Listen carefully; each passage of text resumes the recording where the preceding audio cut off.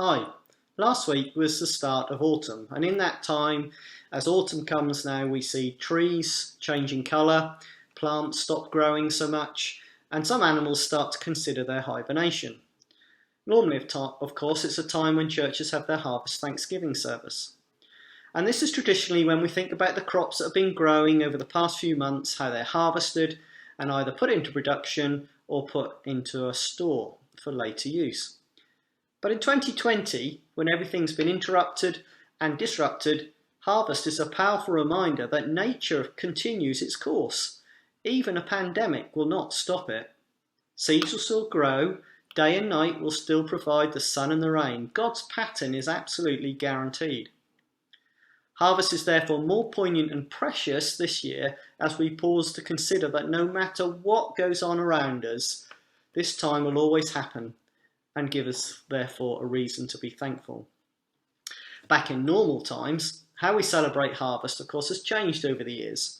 Tomatoes have been replaced with tins and sheaves of corn with shoeboxes, but the underlying message is still the same. For me, harvest reminds me of many things, but here is just 5 of them. Harvest reminds me, first of all, of diversity.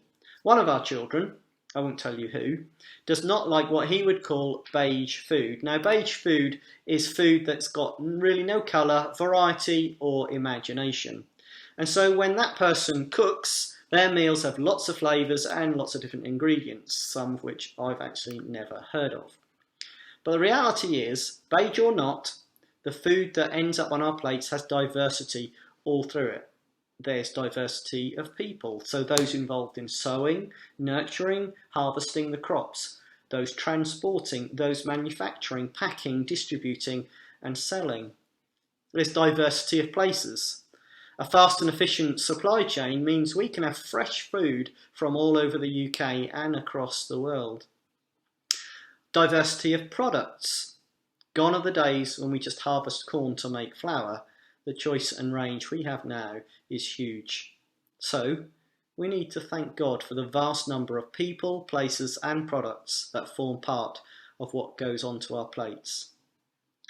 Secondly, harvest reminds me of the creator, provider and sustainer.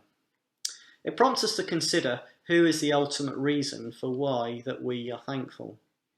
Let's think about creator. In Psalm 104, it tells us of the one who created all things. In verses 5 to 6 it says, "He set the earth on its foundations. It can never be moved. You covered it with the watery depths as with a garment. The water stood above the mountains."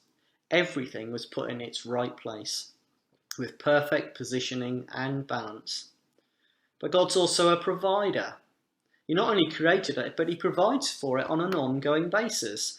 So in verses 10 to 13 of that same psalm, it talks of provision of water for everyone. It says, he makes springs pour water into the ravines. It flows between the mountains. They give water to all the beasts of the field. The wild donkeys quench their thirst. In verses 14 to 15, he provides food for all. It says, he makes grass grow for the cattle and plants for people to cultivate, bringing forth food from the earth. Verses 16 to 26 give details of how God provides warmth, shelter, seasons, the seas, so many things.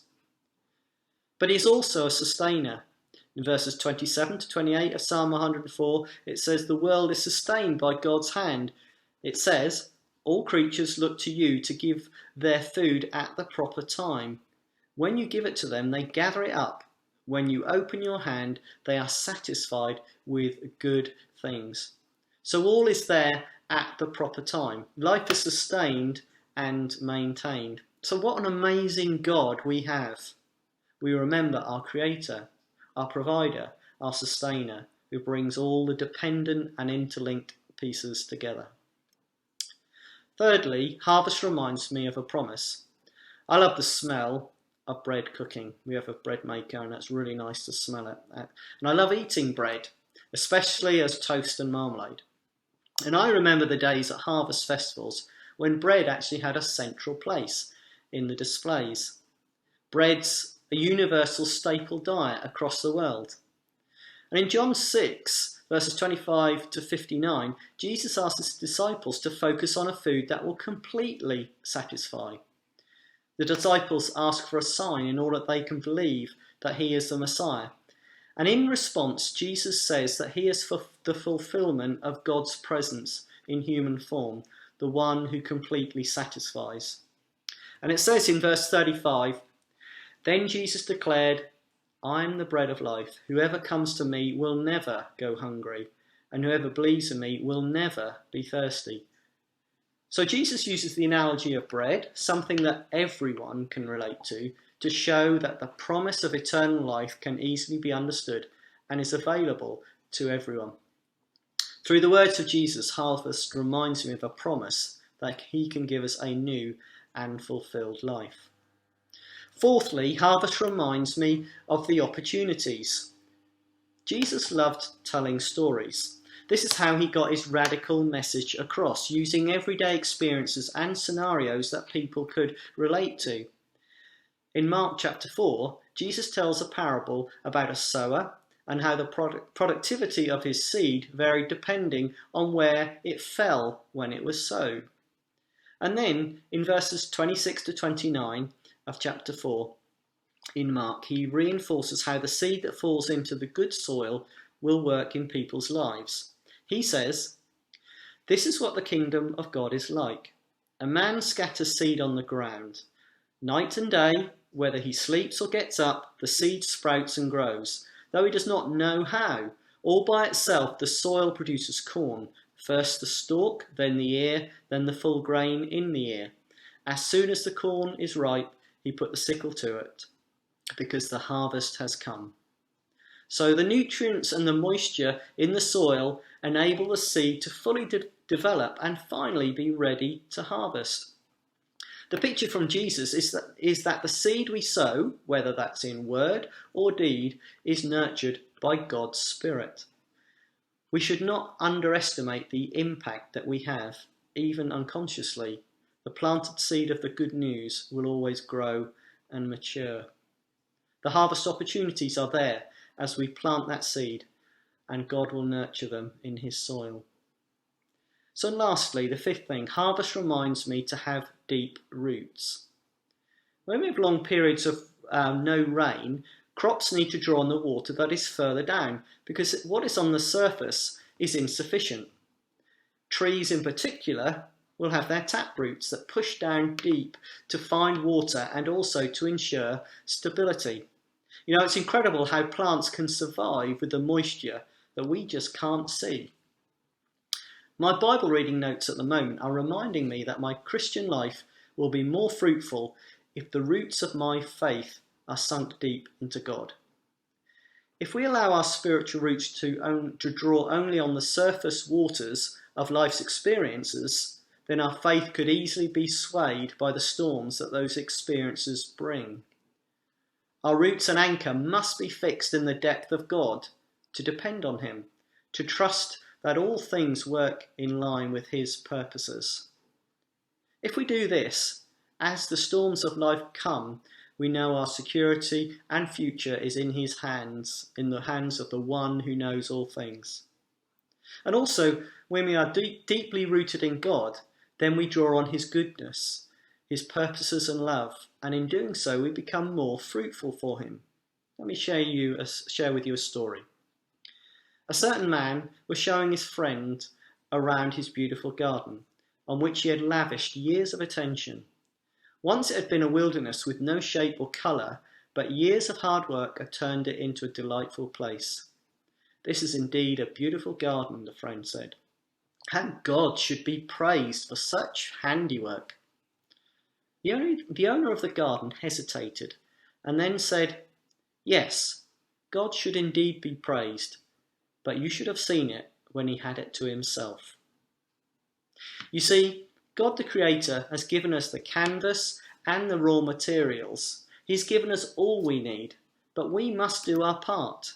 We need to sink deep into the Creator to understand his ways, and in doing so, we can turn what he has provided into abundant fruit that brings honour and glory to him.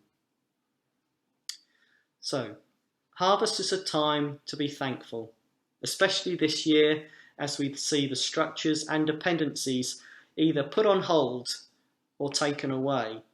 We can be thankful for a faithful God who ensures nature still does its parts.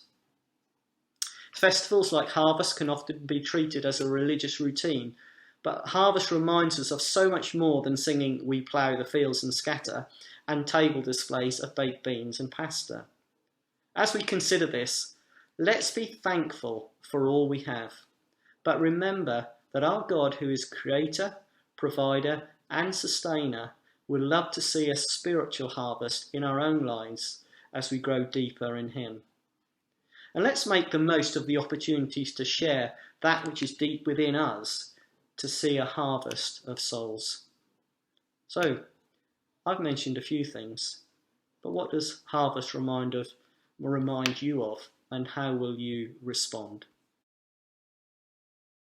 Today we are going to make some fortune tellers to help us pray. So technically they're prayer tellers and they are really, really simple to do. So what you need is a piece of paper, preferably in a square. This is quite a large one, so you can just take a piece of normal A4 paper and cut a chunk off that to get a square, and that will probably be a slightly better size. You also need some pens. If you're using coloured paper like me, then you want that to be on the bottom for now.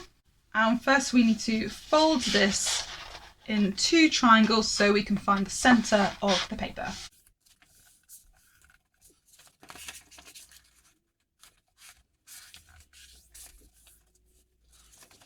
Now we can fold each corner into the centre. Now turn the piece of paper over and do the same thing, all 4 corners to the centre. Now what we want to do is take all these corners and bring them into a point. So you fold it in half, then take 2 corners, push them together. So firstly, to decorate, we need to label each of these folds with a colour. And it's best to choose 4 colours that have different amounts of letters in them. So I've chosen green, red, pink and purple.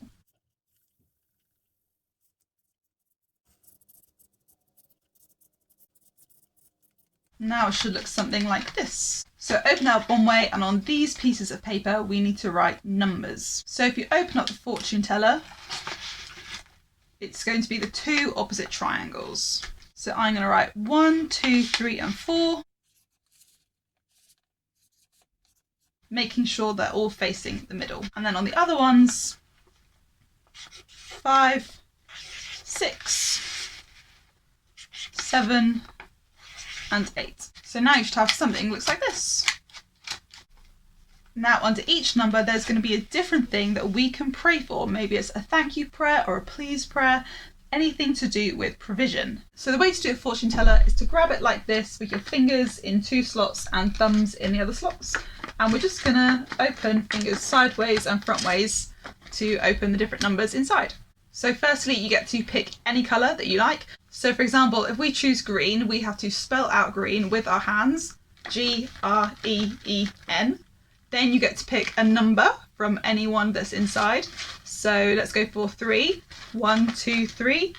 And then any of these numbers you get to open. So let's go for 7. That means our prayer activity is to think of a person or country that is in need. What could you ask God to provide them with? You can of course make up any of your own prayer activities to do with provision, but just in case you want some ideas, here are the ones and the other numbers. Number 1 is to thank God for the food you have to eat. And number 2 is thank God for a time when he provided a way through a difficult situation. If you get number 3 or 4, number 3 is to ask God to provide you with a particular fruit of the Spirit. And number 4 is to think of a time you forgot to thank God for something. Say sorry and thank him now. If you've got number 5 or number 6, number 5 is to think of 5 people you're thankful for God bringing into your life. And 6 is to ask God to show you ways you can provide for other people. If you've got number 7 or 8, number 7 is to think of a person or a country that is in need. What could you ask God to provide them with? And number 8 is what might you like to ask God that he could provide an answer for? So there you go, that is a really easy and fun way to pray. And if you wanted any other ways to pray, a great way to do that is to draw a picture. And before you go, Gabriella has made a really lovely picture which we would love to show you.